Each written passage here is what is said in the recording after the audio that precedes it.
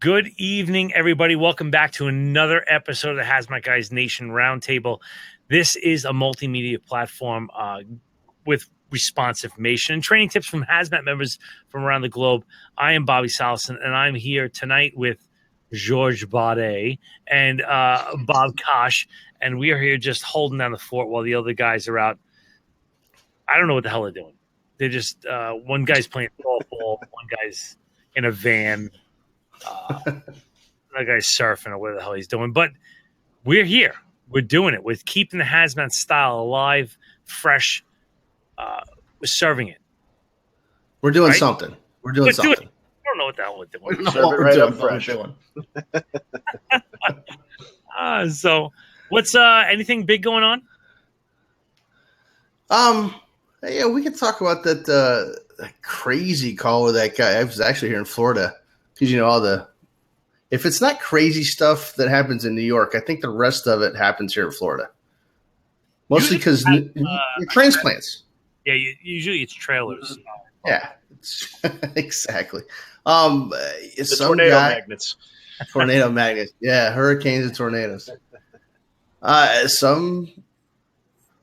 guess we could say it. He's dead. Nut job. Drove his car with 4 propane bottles.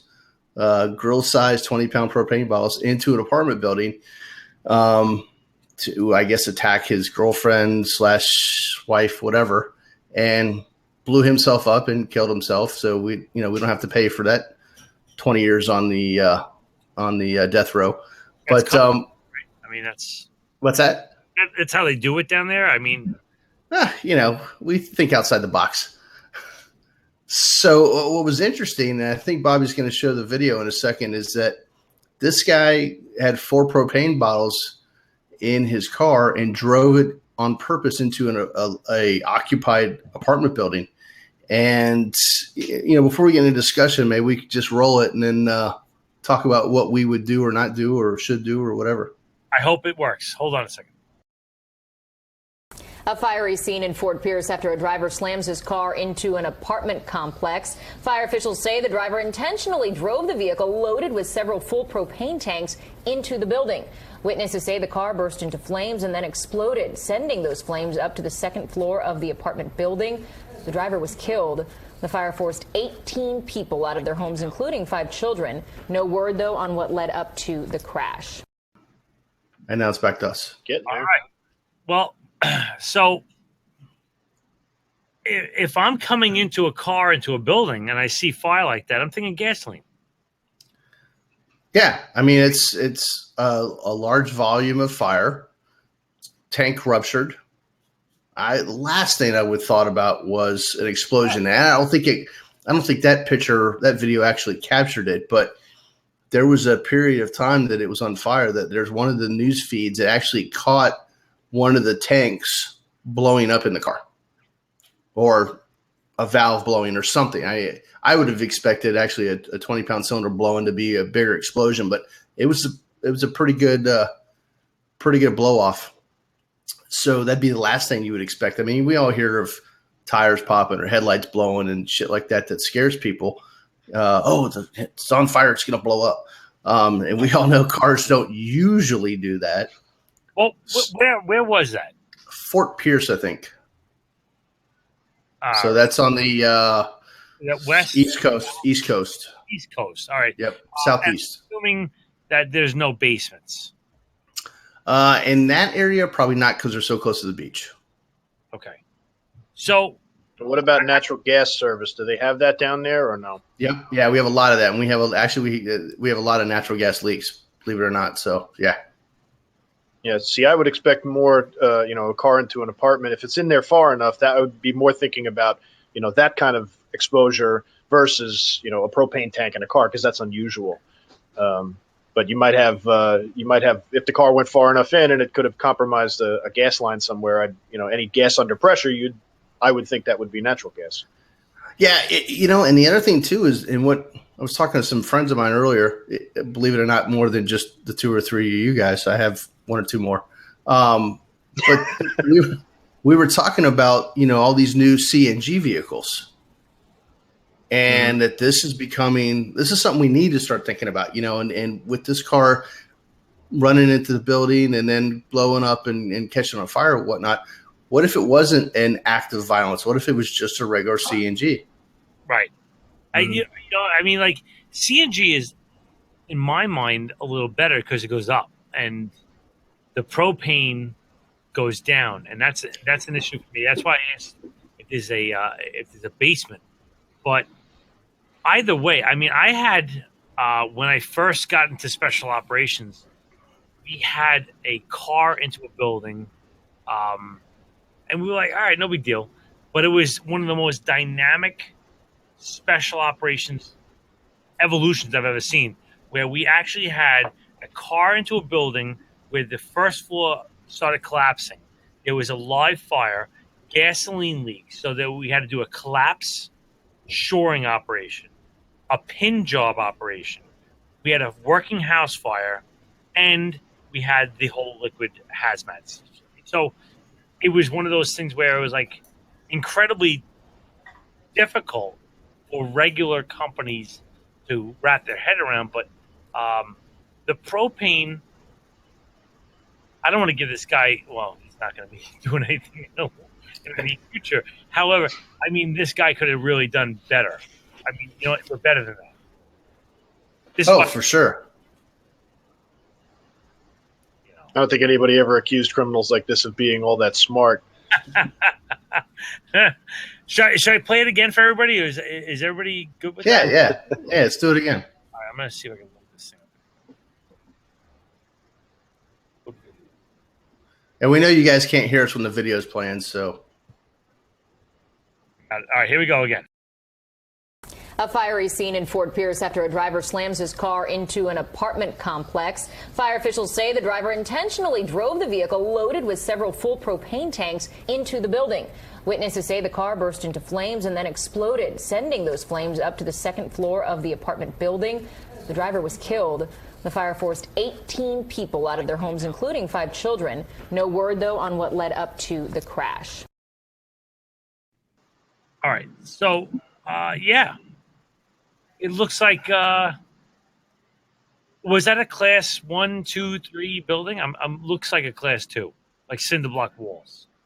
I'd have to look at it again because a lot of them it could have been, but we've got a lot of them that have wood frame that then they stucco over it, so it's kind of they have a fake facade to it. So it's without looking at the windowsills, it was kind of hard to see. Interesting. George, what would you do as far as metering? It's an act. Let's even go back. It's an active fire. I'm really not concerned about metering, to tell you the truth. That's what I'm saying. Let's go back a little bit because I heard what I'm saying. I'm like, that doesn't sound right. If it's a fire, you have to deal with hazmat at that point. I mean, I'm probably not. I'm not thinking hazmat. I probably am because I'm a nutcase and I think sick stuff. But the average company officer is looking at that and pulling up and going, I got a car into a building on fire and I probably got occupants trapped. Go. That's what I would say 99.9% of the people are thinking. George? And that's kind of what we're trained to do is when you start off, like we all did in regular operations fighting fires, you roll up, there's a fire, you're fighting a fire. And even as hazmat techs as we are, when you roll up to that, I'm going to stand aside and wait for the regular operations guys to put the fire out before I even start thinking about anything hazmat. It's a car. There's no reason to really believe that there's anything hazardous about it other than the gasoline. And like I said, maybe a gas line that might be in the house, but that's kind of secondary to the fire. And until you put the fire out, you're not really dealing with anything else. I was teaching a class recently, and I had some guys that were rather salty, and they were rather senior guys. And I said, okay, if you have wood burning, what kind of fire is that? Oh, that's a class A. If you have gasoline, diesel, or any type of petrochemicals or anything like that, what is that? That's a class B. All right, if you have electric burning, what is that? That's a class C. Well, what if you have propane burning? What class is that? And they were like, well, it's a petroleum, so I'm going to go with a B. I go, but is it? Like, what if I say ethanol? Or if I say hexane? Or if I say, these are common things that you're going to find. What class are they? And they really didn't know. And so that's one of the things that I'm looking at this thing saying, well, if we have the regular, and please don't let me, it's not like I'm looking down my nose at regular companies. I'm just saying companies that are not hazmat trained. We'll say that. Are they able to interpret what the signs and symptoms of this operation is? I don't know. I think we do a poor job. I think we do a poor job of training our people to that. I don't know how it is there, but when you come out of the fire academy here, and you can go to the fire academy and then try to get a job, unlike where you guys are at, where you're hired and they put you through Proby school. When you come out of the fire academy here, you come out as an operational level hazmat person. But it's basic. I mean, I would say at the lower end of the operational level based on some conversations I've had with people. So they probably don't know. Yeah. Well, and you have to look at the other dimension of that too, which is not only whether or not they do know regular operations guys are not interested in hazmat. They sit through the class because they have to, and the majority of them don't want to have anything to do with it. And they, and it's not anything against them, because unless you are a wingnut of sorts, which we are, that's really not what you're interested. You want to put the wet stuff on the red stuff. You show up at that car fire, you're looking at a car fire. You're not interested in hazmat. You're not thinking about hazmat. You want to put the fire out. And that's the other side of that. Well, so whether they're thinking that or not, they probably not, because they don't want to. Just a truly exceptional look at hazmat the way we do. Yes. But all kidding aside, what this video even further emphasizes, in my opinion, is the need to wear all your PPE, because I've seen a lot of guys on car fires in a lot of departments around the country. I see it on TV and Facebook and whatever else, bunker gear, and that's it. They don't even or if they have their air pack on, it's on their back. They don't have their face piece on. And, it may not be a propane bottle that's blowing up in a car, but you throw some water and it hits some magnesium that's in the engine block or something like that. It flashes back at you.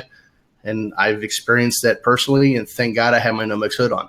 Otherwise, I would have had burns all around my face and neck. And Ron Huffman saying this is exactly why officers should be techs and safety officers. And that's a good point.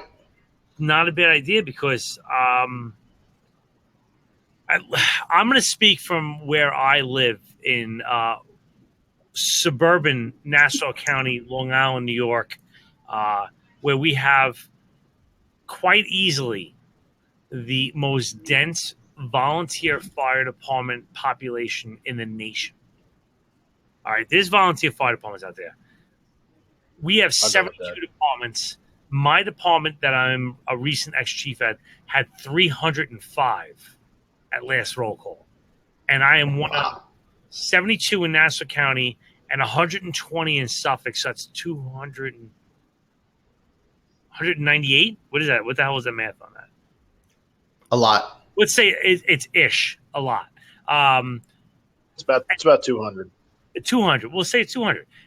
So out of that, that's 200 on Long Island, New York alone.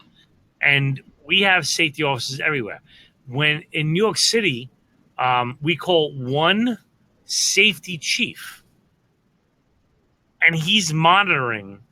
George, back me up on this. If we have a fifth alarm, you're talking about a couple hundred guys operating, and one guy is going to watch them. Hundreds of rooms in dozens of dozens and dozens of floors in multiple sectors. One safety chief. It doesn't work. But it checks the box. It checks the box. And that's exactly what it is, is that the safety officer. CYA. I don't disagree with Ron. I mean, a technician level safety officer is great. And they do address this in the incident command course for which I think is from NFPA 472, and I don't want to quote the wrong spot, but it is in there as a incident command consideration for a hazmat trained safety officer. And that is a fantastic idea to put somebody that actually knows they shouldn't be smelling this or touching it or licking it or whatever the hell, you know, because that's just silly. Yeah, Very true. I agree. You know, so yeah, I am a nerd. I am drinking. I was just going to comment on What's that. in the beaker tonight? Today is a lovely 12-year Glenlivet in an IPA cask. Mm. It was a little pricey, You are but such a snob. I'm such a fancy man. Such a snob. Finger. Pinky's on. There you go. Mhm. Awesome. George, you got anything to bring? Seeing I didn't bring my windshield washer fluid this evening, so George, you got anything to throw out there? Because I have something to go into. it's pretty quiet in the firehouse for the last few tours I've been in. So I'd love to say I had something good, but responses have been kind of mediocre. So I'll let you cruise right into your next topic. All right. I don't think I've ever done this before, and if I did, I apologize. But I just did a class recently up in Connecticut, and fantastic guys. And there was a question that really sparked something with me, and I kind of condensed it down to this. So the question was, when people ask what the decontamination solution is, they ask the hazmat guys, what is it? And I looked at the guys sitting in the class. I go, I don't want to tell you this, but you are the hazmat guy. So what's the answer? And they're like, no, we don't know. I said, okay, let's break this down. I'm hoping this works through easily. And when I get to the end, I want you guys to play the class. And when I get to the end, it's going to be so simple. You can be like this. Holy cow, it's so easy. So what are the attributes that I need to know in order to pick my decontamination solution? There's 4 of them that I can think of off the top of my head. So what are they? Go with them. I'm writing them down. Solubility. Solubility, which would be miscibility as well, right? Solubility. Got it. How about specific gravity? Well, if I'm washing off people, really Like that one? wouldn't matter too much because it's all going to go to the bottom of the pot, and they should be above the pot. So I'll say no to that one. Reactivity. Is it solid or liquid? That's a good one. I'm going to Good call one. it physical property. Physical property. Okay, and reactivity. Okay, there's one more. Maybe the crowd want to answer? So we have physical properties, solubility and miscibility, and reactivity. There's one more that I would pH. No, because no. I'm going to say no because pH is kind of something I can either neutralize or dilute. I can do multiple things on that. I can even wipe it off. Should I give it? All Yeah, I right. give it. It's going to be vapor pressure. All right, my VP. Give it. So here's my thing. Let's start at the chemical and physical the physical properties, not the chemical properties. If it's a solid, take it off. Right? Right. You know, if I have Brush a it solid, off. that brush it off if you're on air. Evaporating, that's exactly VP. Daniel L just said what Danielle's. Please don't take offense to that. I didn't say Danielle.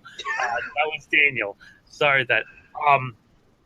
But yeah, don't even think it's a bad thing for me to tamp or hold it down to you to put a little soapy water solution on your gear to hold that dust down. So when I zip you down, it doesn't go. You Yep. can put a little water on there Mhm. and put it down. Keeping it from getting airborne. That's all right. All right. So we take a little bit of Ron Huffman says in a great conversation. He says 2007 IAFC, which is the hazmat keynote speaker, Chief Lasky says, I got into hazmat because I got tired of going on calls and not knowing how to do my job. And that is a great quote from Chief Lasky. So getting back into it. So if I have a solid, I'm going to either want to take it off or tie it down so I can take it off. Right? And if I have a gas, now where's the line? If I have millimeters of mercury and I look in the NIOSH, and I'm doing everything right now at a NIOSH, right? If I have a NIOSH and I have what is the millimeters of mercury for it to be a solid?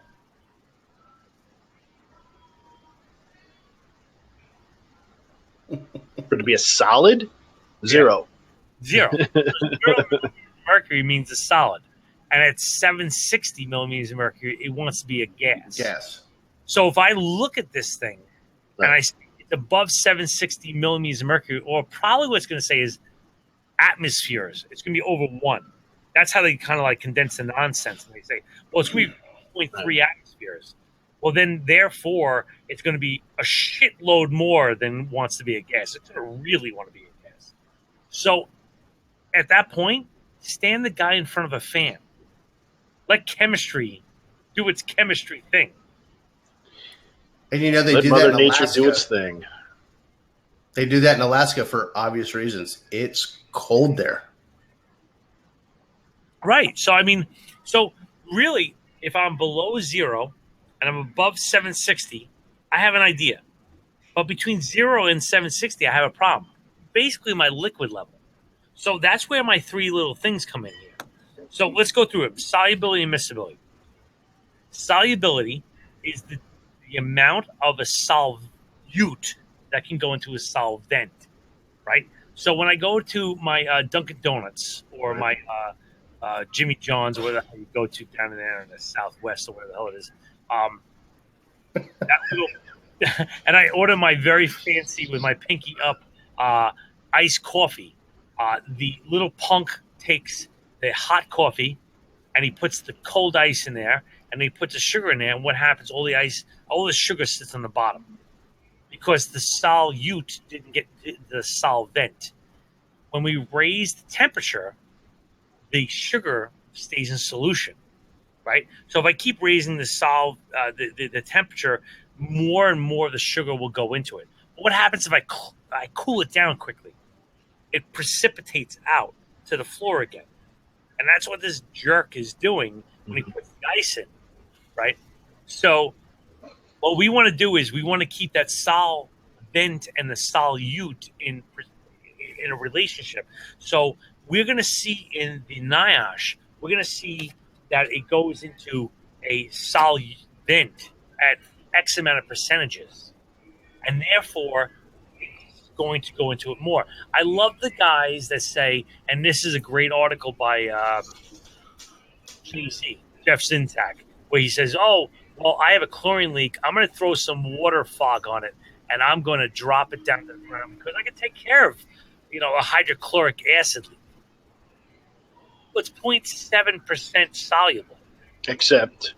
Yeah, you're an idiot. That's what it means. You don't know how to read a NIOSH, right? So, really, I want to know about that. But the Mississippi, the Miscibility is the scotch and water, and that's a really bad way to segue into this.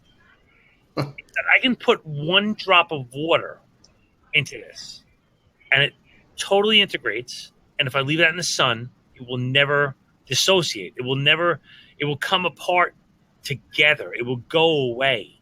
If I put 1 drop of scotch into water, it will completely integrate, and it will never separate.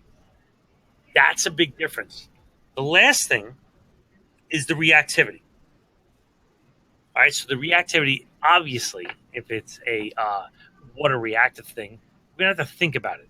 But there are ways to overwhelm that reactivity. right? So we go to these car fires and we see, all these YouTube videos of these things blowing up because they have, what is it, magnesium? Magnesium. Magnesium in the roll bar going across. Magnesium.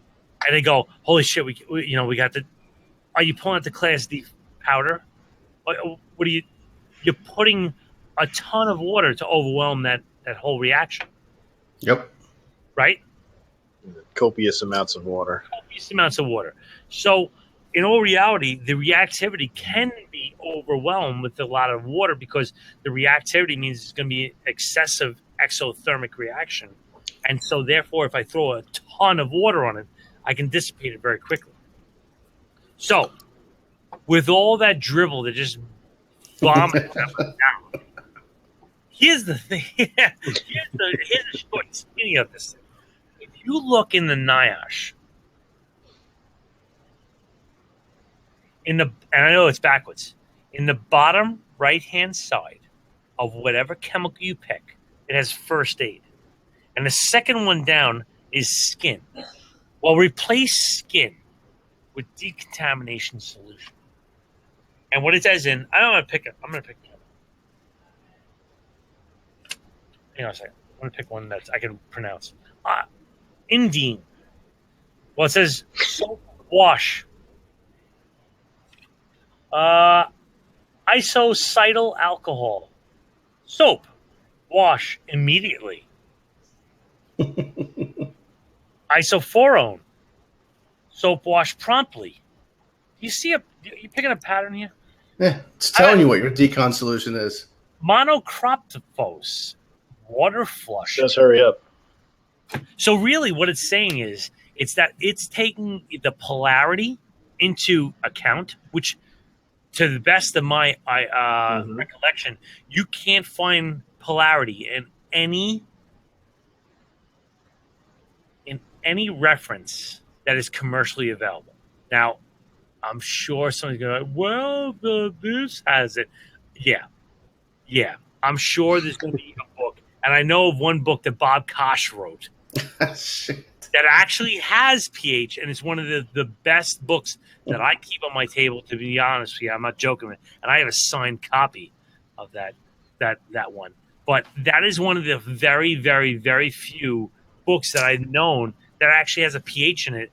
And that is the top 25 most common things you're going to find hazardous materials. Other than that, there is nothing that's telling you the pH of the substance that's out there. And I don't even want to get into compounds and mixtures, which are going to have mixtures of different compounds. Forget it. Get what I said.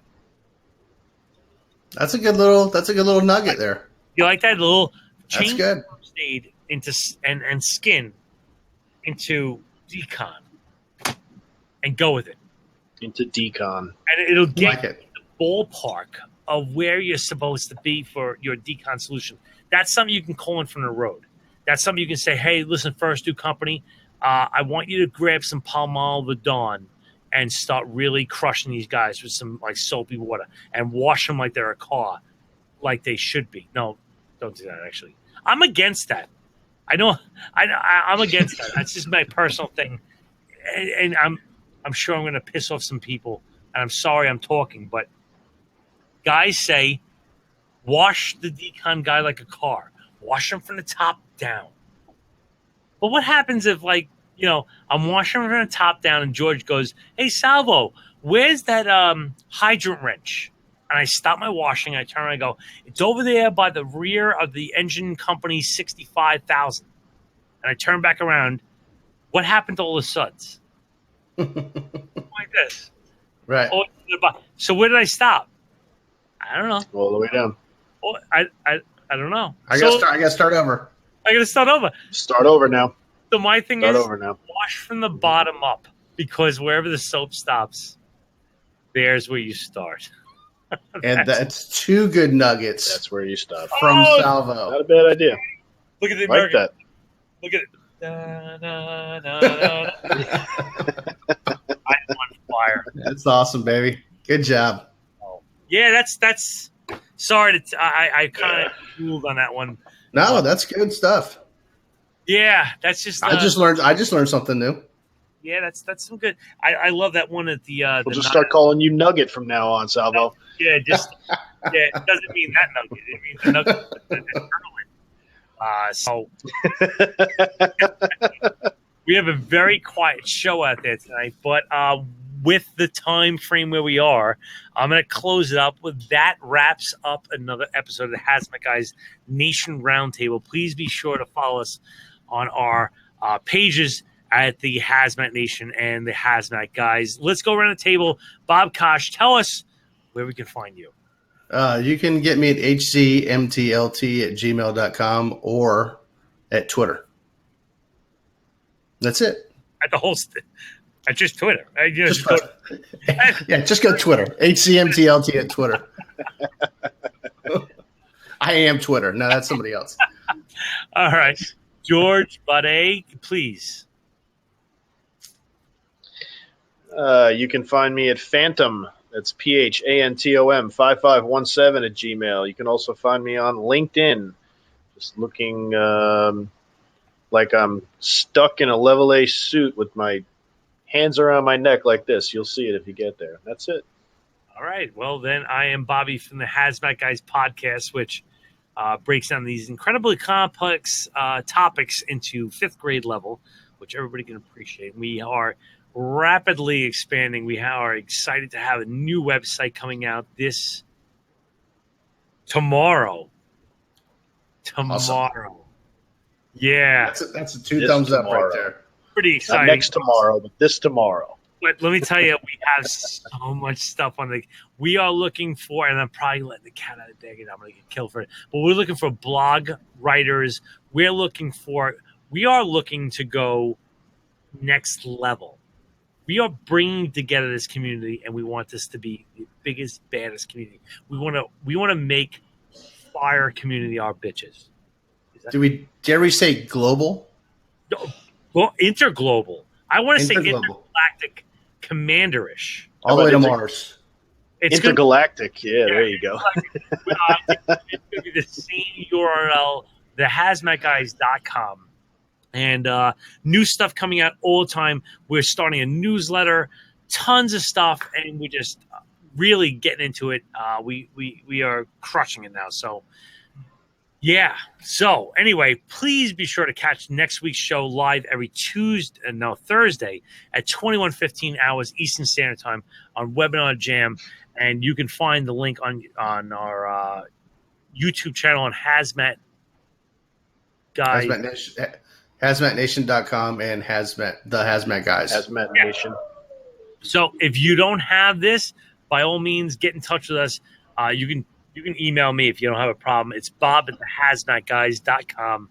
And if not, we'll see you next Thursday. Be safe.